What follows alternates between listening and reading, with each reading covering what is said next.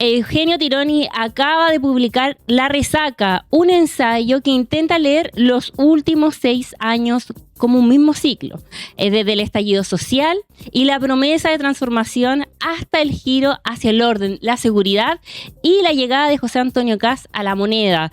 El lanzamiento del libro produjo además un acontecimiento político, lo sabemos. Gabriel Boric reapareció para discutir la interpretación que Tironi hace de su gobierno, realizó autocríticas y simultáneamente reivindicó sus convicciones. ¿Cómo está, Eugenio? Muy bien, gracias, muchas gracias por la invitación. Eugenio, quiero partir primero con la portada del libro. Yo sé que muchos te han dicho que la resaca puede decir como alguien que bebió mucho y queda con resaca, pero para mí cuando lo vi me recordó a una obra que es bastante pop y lo conversábamos en reunión de pauta, esta ola del tsunami japonesa, sí, que refleja el orden medieval de ese momento en Japón. Y tu libro, en la portada vemos la ola y cómo se va desencadenando. Para mí es justamente cómo se desarma todo ese momento, cómo se desarma el momento político y desencadena entonces en las preguntas que vienen después. ¿Qué representa para ti la resaca y qué resaca es? ¿De qué momento? ¿De la clase moral, de lo que estamos pasando, de los procesos constitucionales? ¿Qué resaca es? Yo creo que una resaca que viene de largo y que viene, en la cual convergen procesos internos de Chile con procesos internacionales.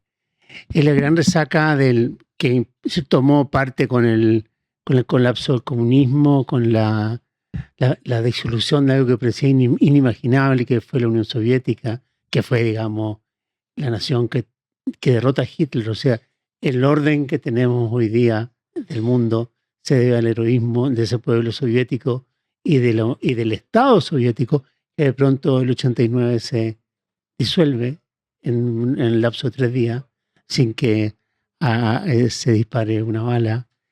Viene el auge del capitalismo, de la globalización, y emergen nuevos temas, el medioambiental, feminismo, diversidad, animalismo. Los grandes figuras son el Papa Francisco, Greta, Obama.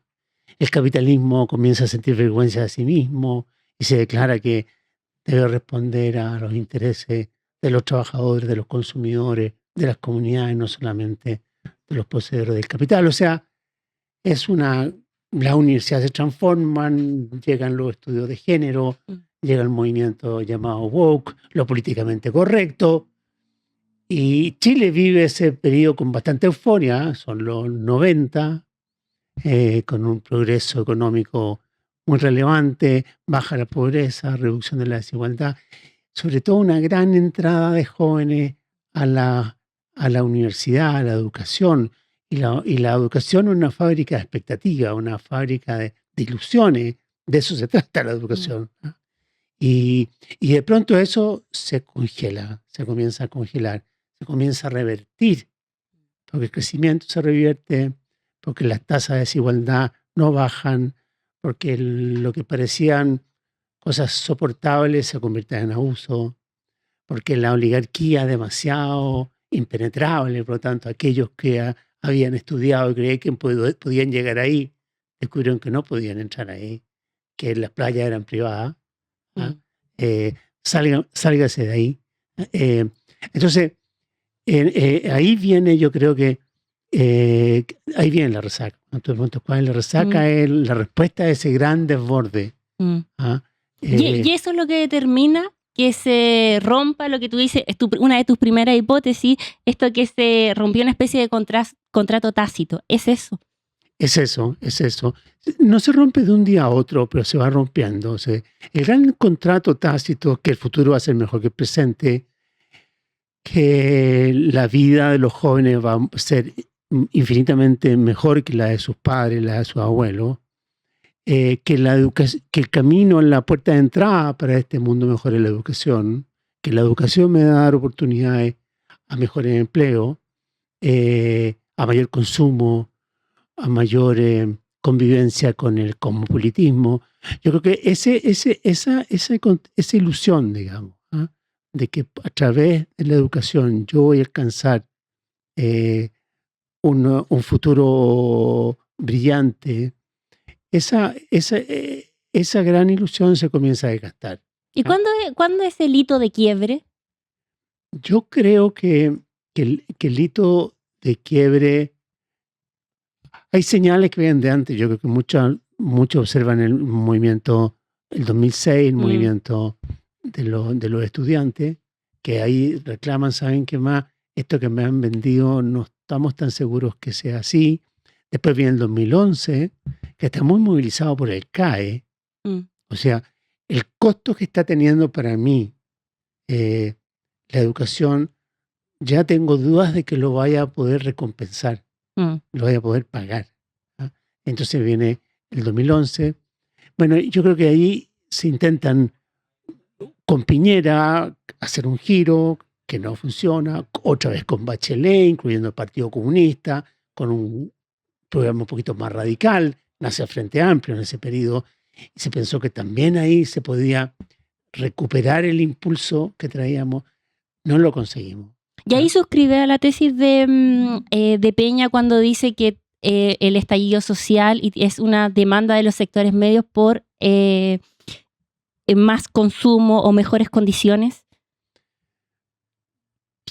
O sea, parcialmente, porque yo creo que sí, yo creo que el origen del estallido no es la pobreza en sí, ¿ah? No es la pobreza absoluta, no es, digamos, la hambruna, llamémoslo así, ¿ah? Sino que es la cancelación de frustraciones. Perdón, la cancelación de expectativas, la frustración de expectativas, que es lo que veníamos hablando antes. ¿Esto a quién afecta primordialmente? Efectivamente a los grupos medios emergentes, a los que habían hecho la pega, ¿ah?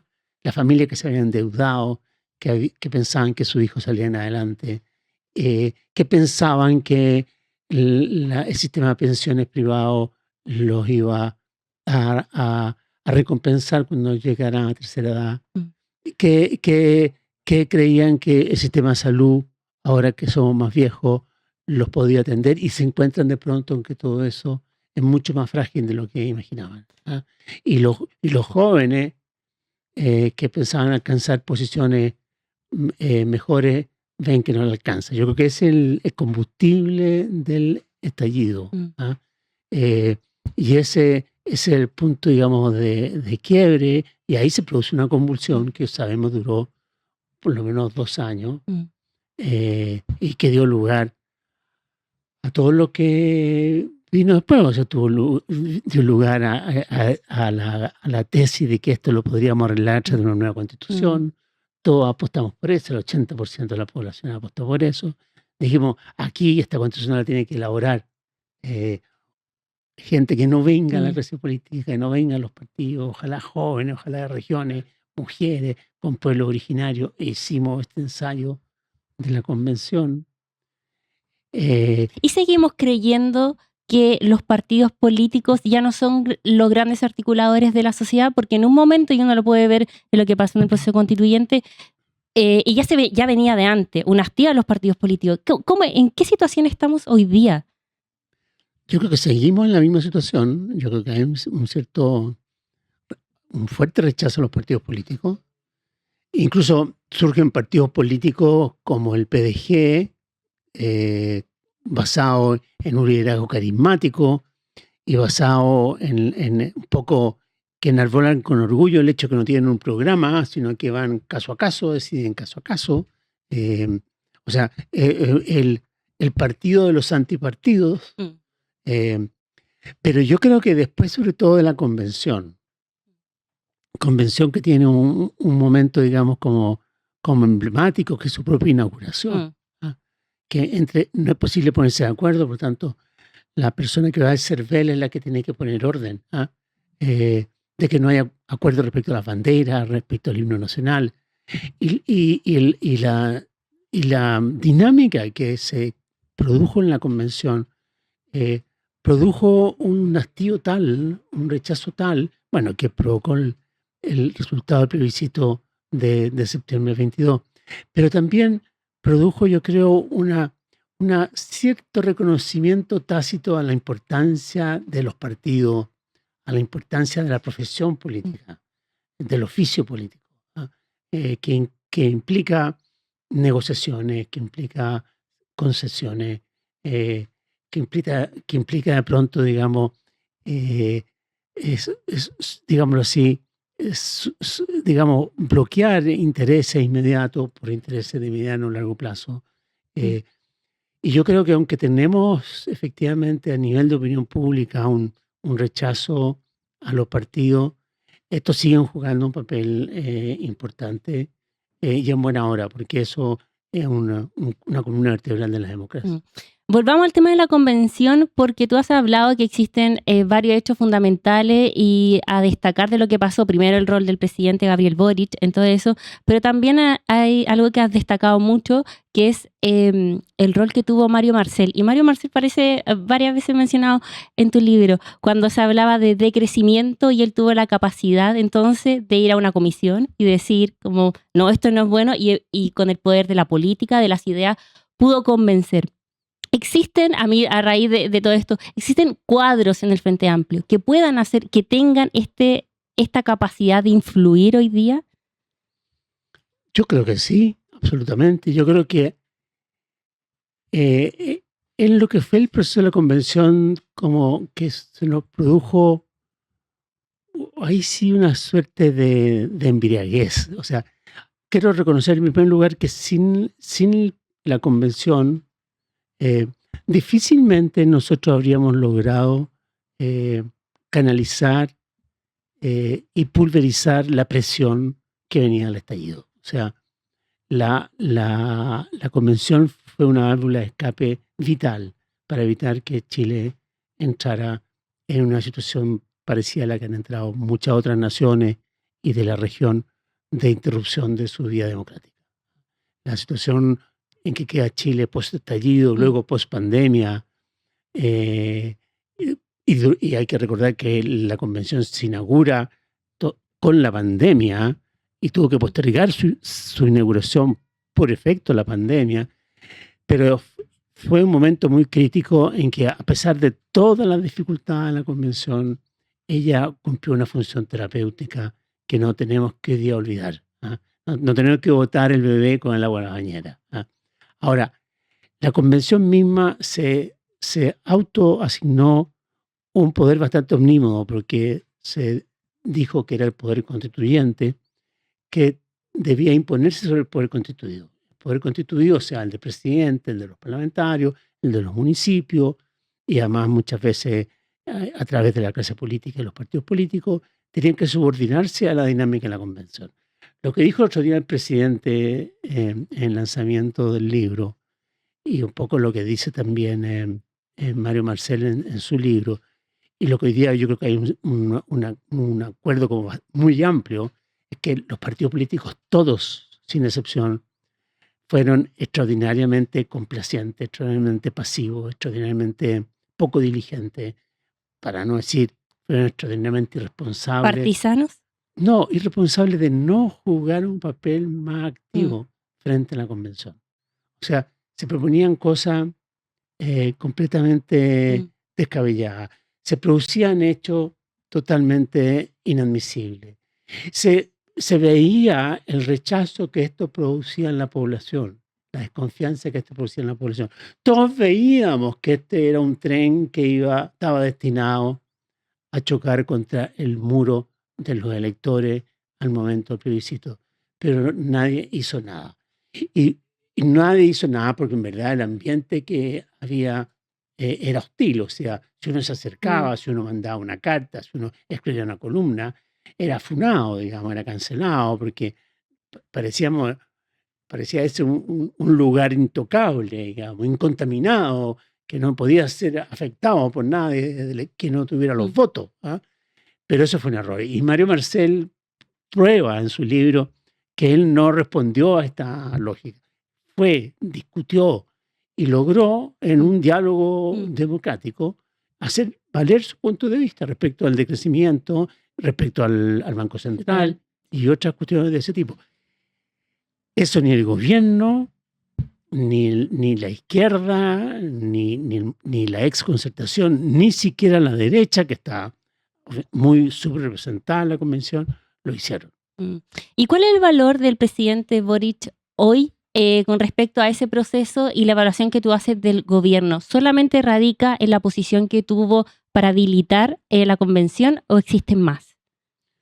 No, yo creo que existen muchos más. O sea, yo creo que es un hecho, digamos, que si no el presidente, al menos sí, parte de su equipo y parte de las fuerzas que lo respaldaron, pusieron muchas fichas en la capacidad habilitante que iba a resultar de la aprobación de la nueva Constitución, ¿ah? Y menos fichas en la gestión del día a día, ¿ah? Entonces se produjo esos primeros 6 meses del gobierno Boric, que son en general los periodos, digamos, de luna de miel, que tiene alto respaldo, tiene una coalición relativamente consistente, fueron mal utilizados, digamos. El presidente, yo sé que tiene el presidente Luis tiene una opinión distinta, pero no fueron utilizados en toda su capacidad. Cuestión de compararlo con lo que ha sido este periodo de Kast, ¿no? Entonces, pero lo importante en todo caso es reconocer que el presidente Boric en ese momento, al recibir este rechazo que afectó a la convención el 4 de septiembre, él inmediatamente hace un gesto que tiene poco precedente en nuestra historia, digamos, ¿ah? De inmediatamente recibir el mensaje, asumir la señal, entender que la resaca venía en serio y no era un mero episodio, un mero accidente, y que tenía que reorganizar su gobierno y tenía que modificar su programa y darle otra atención al crecimiento económico, otra atención a la seguridad, otra atención a la búsqueda de acuerdos con la derecha para sacar algunas reformas como lo de las pensiones, y se inició prácticamente un nuevo gobierno a partir de ahí. Yo creo que eso es algo que es muy digno de destacar de lo que fue la gestión de Boric. Antes de pasar al tema de seguridad, quería preguntarte sobre esa autocrítica que hacen en el lanzamiento del libro, sobre habría puesto otros nombres al comienzo. ¿Tú crees en eso? Pensemos en este episodio tan bullado que tuvo Isquia Siches cuando fue a la Araucanía. ¿Crees lo mismo? Yo creo lo mismo. Yo creo que... Pero él apuntó una cosa muy específica. Él apuntó, recordemos, dijo, no es que me he equivocado en las cuotas. Me equivoqué en no poner más personas que tuvieran experiencia en la gestión de organizaciones, de grandes organizaciones y particularmente del Estado. ¿Ah? O sea, fue un gabinete compuesto por personas que tenían capacidad de representación, que tenían fuerza social, que tenían carisma, pero que tenían muy poco conocimiento del Estado. Claro, un caso fue el de la doctora Siches, que había sido, hay que recordar, un componente clave del triunfo de Gabriel Boric. Y en cierto modo, la oferta inicial fue que aquí entraba una dupla, que eran Boric y Siches, ¿eh? Pero lo que no se evaluó es que Siches era ministra del Interior, y el ministro del Interior tiene un montón de funciones que hay que atender y que son, digamos, son muy exigentes desde el punto de vista de la gestión administrativa. Si se pensaba hacer esta innovación de tener un sistema político así como con dos rostros, habría que haber hecho algún otro ajuste que no se hicieron y por lo tanto quedó un vacío de poder que fue bastante complicado durante los primeros 6 meses del gobierno Boric. Hablemos ahora de seguridad, porque una de las tesis también es que de este libro que estamos viendo en pantalla, La resaca de Eugenio Tironi, es que la seguridad pasó a ser una condición democrática. ¿En qué momento también pasó a ser una condición democrática? Y también, que también a lo que se comenta en el libro, el miedo apareció como un umbral. Yo creo que el miedo comenzó antes. El miedo yo creo que vino, en cierto modo, de las consecuencias del estallido, porque el estallido terminó siendo, hay que recordar, capturado por grupos violentistas, por grupos anarquistas, eh, y eso produjo mucha destrucción de infraestructura y engendró un miedo, en cierto modo un miedo a nosotros mismos, ¿no? O sea, nosotros, chilenas y chilenos, protagonizamos el estallido o lo respaldamos activa o pasivamente, y de pronto nos encontramos con un monstruo que amenazaba con devorarnos a nosotros mismos, ¿ah? Y eso fue un factor de miedo. Pero además sumémosle la pandemia, una inmigración descontrolada que de pronto cambió el paisaje de los barrios, de las comunas, el aumento de la criminalidad y la delincuencia, y no solamente un aumento de la criminalidad, sino que una mayor crudeza, mayor radicalidad, mayor violencia, ¿ah? Una fuerza del Estado, y particularmente de Carabineros, desmantelada. O sea, el Estado no era capaz de controlar la frontera, no era capaz de producir orden público. Con una zona sur prácticamente gobernada por grupos violentistas, ¿ah? Entonces, era una situación muy, muy crítica. Y claro, la seguridad se convierte en la primera prioridad de la población, ¿ah? El miedo al principal sentimiento, la seguridad la principal demanda. Y esto fue, hay que recordar, un shock muy importante hacia la cultura de izquierda. Porque la cultura de izquierda, por vieja tradición, ¿no?, ha sido en general comprensiva respecto a la delincuencia y la criminalidad, asociándolo, en parte con razón, a situaciones de pobreza, o a situaciones de vulnerabilidad, o a situaciones de abuso en su infancia, en su niñez. Por lo tanto, pone énfasis más en los factores sociales que en los factores estrictamente criminales, criminógenos, como dirían, ¿ah? Y pone más acento en la política social como remedio que en el fortalecimiento policial como contención. Entonces, además se venía de una experiencia muy traumática, un carabinero a raíz del estallido, y además a raíz de lo que había sido la experiencia de la dictadura militar hacia Carabineros y a la Fuerza Armada. Entonces, había una desconfianza que estaba viva, estaba muy presente. Por lo tanto, para un gobierno de izquierda, con un líder como Boric, abrazar la causa de la seguridad, depositar toda su confianza en Carabineros, defender y defender a Carabineros, participar en los funerales de sus mártires,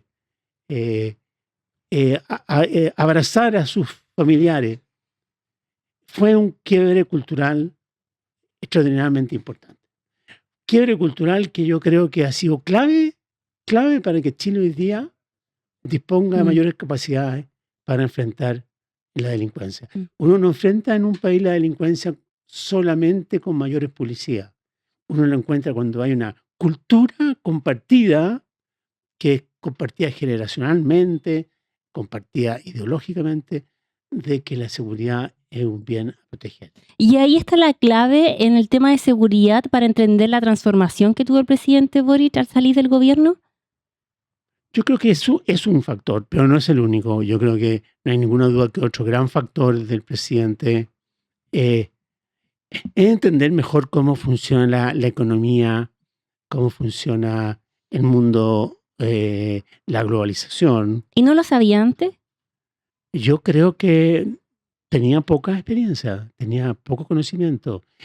También respondía a un prejuicio parecido al que ha tenido históricamente la izquierda con la seguridad, que el mundo de la economía es como un antro, digamos, un poco mafioso, en la cual ganan los más audaces, que es una fuente, digamos, básicamente de abuso, y que la única manera de que eso se contenga es con mayor intervención o regulación del Estado.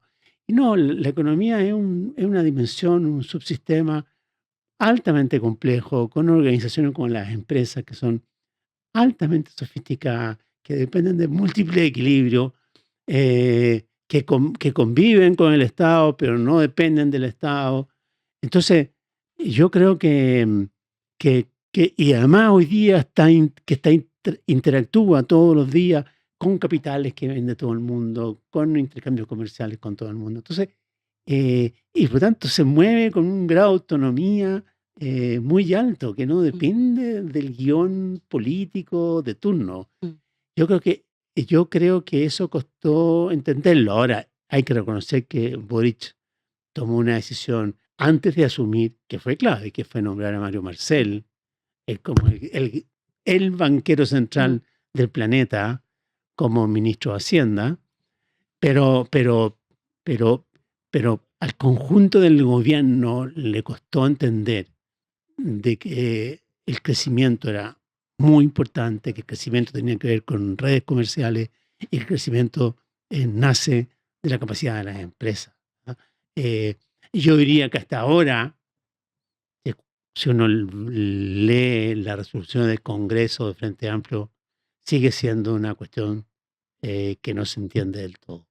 Con todo ese contexto, tú planteas que entonces que el presidente surgió del estallido, pero que ahora se ha transformado protagonista de una nueva transición.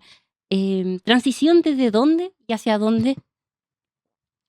No, yo creo que la transición que le tocó vivir a Boric fue tener que gobernar la etapa final de la resaca. Gobernar un país donde todavía estaban las brasas del estallido, donde todavía estaban muy abiertas todavía las heridas de la pandemia y las reacciones que produjo la pandemia, donde teníamos abierta nada menos que la discusión sobre la Constitución, o sea, sobre las leyes fundamentales que regulan nuestra convivencia. Y a Boric le tocó poner orden en eso. Y eso es lo que muchas veces he planteado, que ese fue un rol histórico parecido que le tocó a Elwin.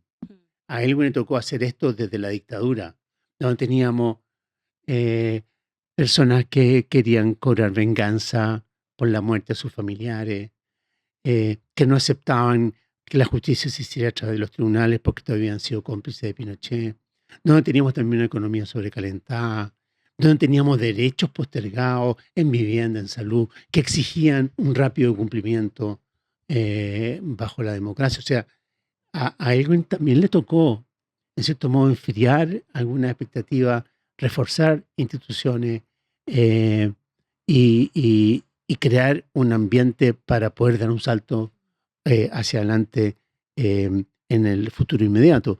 Entonces yo creo que a Boric le tocó esta tarea. Y esta tarea, lo curioso es que que culmina, yo creo que exitosamente, o sea, crea condiciones económicas mejores a las que recibió, condiciones políticas mejores, condiciones de las fronteras mejores, condiciones de la violencia en el sur mejores. En todos los campos que uno vea, uno diría, claro, no tiene un 7, pero salió del rojo. Y por lo menos está por ahí por el 4. Y yo creo que, y esto curiosamente creó las condiciones para que una alternativa que era la antítesis a la de él, como la de Kast, pudiera ser elegido con un poco la ilusión de que inicia un nuevo ciclo. Que ya no es un gobierno de transición, sino que un gobierno que ya inicia un nuevo ciclo. Y tú planteas también en esa relación del presidente Boric y el presidente Kast, que Kast representa la prueba. ¿Por qué representa la prueba para Gabriel Boric? No, representa la prueba en el sentido de que... Lo desafía. Claro, lo desafía permanentemente.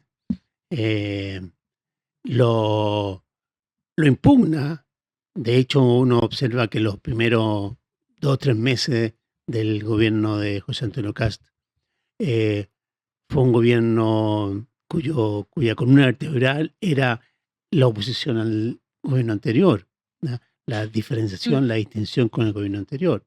Yo creo que no ha sido fácil este lapso para que el propio expresidente Boric mantenga la boca cerrada, digamos, y no busque defender lo que fueron sus posiciones. La misma campaña electoral de Kast se realizó no contra Janet Jara o contra Parisi, se realizó contra Boric. Entonces, pero el asunto se resolvió en la cancha que tenía que resolverse. Y la cancha fueron elecciones impecables, respetuosas, con una transición del poder a su vez impecable. Y hoy día podemos tener certeza de que más allá de posiciones extremistas de algunos eh, partidarios del gobierno, estamos viviendo un régimen democrático con libertades públicas plenamente vigentes. Y a propósito de la discusión que se ha dado estos días de si el presidente Kast es iliberal o no, ¿te parece a ti, cuál es la definición que tú le das al presidente Kast? A mí no me gusta la definición de la calificación y a veces la estigmatización de llamarlo de ultraderecha, aun cuando tiene obviamente posiciones en ese sentido en el pasado, que ahora las ha aminorado, y el hecho de que las aminore o que las tenga en el congelador, lo celebro, lo hemos hecho todo y lo veo por qué no puede hacerlo él. Claro, conexiones internacionales que tampoco son muy civilizadas, que digamos, desde el punto de vista democrático, pero yo diría que sus conductas no son conductas propiamente de ultraderecha. ¿Y la agenda de seguridad? Yo creo que es en materia de seguridad, el gobierno ha entrado en un campo donde en buena hora el presidente ha buscado marcar distancia con lo que es esta tendencia o esta conducta o esta práctica iliberal, que consiste básicamente lo iliberal en buscar resquicio que en cierto modo traiciona el espíritu de la división de poderes, de las libertades civiles y de opinión, que crean situaciones de excepción cuyos límites no están muy claros, ni por tiempo prolongado, que le dan mucho poder al Ejecutivo. Hay una serie en el fondo que se cumple formalmente con lo que es la regla de la democracia, pero que subterráneamente se erosionan, dándole sobre todo un gran poder al Ejecutivo. Y efectivamente en lo que se ha discutido, lo que se ha planteado, lo que se ha sugerido, porque no está muy explícito, en torno sobre todo a la reforma de la Constitución como requisito para tener una efectiva política de seguridad, yo creo que hay mucho paño que cortar. O sea, hay allí una tentación para que entre el virus, o se abre una puerta para que entrara el virus o la bacteria del iliberalismo. Y es obvio que hay políticos hoy día de gobierno que están por esa línea. Leí hoy día, entiendo, que Esquella le señala a un senador oficialista como Walker que aquí la opción es muy simple. O uno está con los presos o está con las víctimas. Y si está con las víctimas, tiene que aceptar a fardo cerrado lo que se propone en materia de reforma constitucional. Pero huele a Bukele, ¿o no? Huele, no sea, yo creo que más que esa estética Bukele que se ocupó la semana pasada respecto al traslado de un grupo de presos con el presidente de la República presente, ese nivel de exhibicionismo, ese nivel de convertirlo en un show mediático, es No se rompió ninguna ley, ninguna regla, pero se transforma pero se afecta un cierto espíritu que uno tiene que preservar, aunque sea con sus adversarios más odiosos, que son seres humanos que son dignos de un trato correcto, y de acuerdo a la ley. Yo creo que en eso tenemos que ser vigilantes. Ahora, yo me felicito de la fuerza que tiene la opinión pública en Chile, que tienen ustedes como medio de comunicación, como periodistas, que tienen los columnistas, que tienen, y esto de todo el espectro, lo que tienen los medios de comunicación en general, que se ha logrado advertir el peligro que se abre. Tanto que el presidente ayer tuvo que explicar que él no era y no quería ser tachado de iliberal.